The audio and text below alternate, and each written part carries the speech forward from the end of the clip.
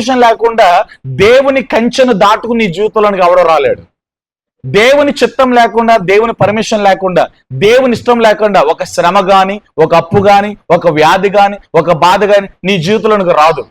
నువ్వు దేవునిలో ఉన్నప్పుడు, దేవుని కంచె నీ మీద ఉన్నప్పుడు నీ జీవితంలోనికి శ్రమ వ్యాధి వచ్చింది అంటే, బాధ ప్రతికూలత వచ్చిందంటే, అయిన వారికి కాని వారికి నువ్వు దూరం అయిపోతూ అందరు నీ గురించి చెడ్డగా గుసగుసలు మాట్లాడుతూ ఉంటే, ఇక్కడ ఒక విషయం మనం ఆలోచించాలి. దేవుని కంచె ఉన్నప్పటికీ, దేవుని చిత్తం మన జీవితంలో ఉన్నప్పటికీ, దేవుడి తోడు మనకు ఉన్నప్పటికీ, దేవుని మనం ఆశ్రయించినప్పటికీ మన జీవితంలో ఎన్ని పోరాటాలు, నిస్పృహలు, కష్టాలు, ఉపద్రవాలు, ఒంటరితనం, అప్పులు, వ్యాధులు, రోగాలు, బాధలు, సమస్యలు ఇన్ని మన నెత్తి మీద ఉన్నాయంటే ఇక్కడ దేవుడు మనకు ఒక పాఠాన్ని నేర్పించబోతున్నాడు. ఇక్కడ మనకు దేవుడు ఒక పరుగుని నేర్పించబోతున్నాడు. ఇక్కడ మన దేవుడు మనంతటికి మనం నడవడానికి, మనంతటికి మనం స్టాండ్ అవ్వడానికి దేవుడు మనకి ఒక పనిని నేర్పించబోతున్నాడు. అర్థం చేసుకోవాలి.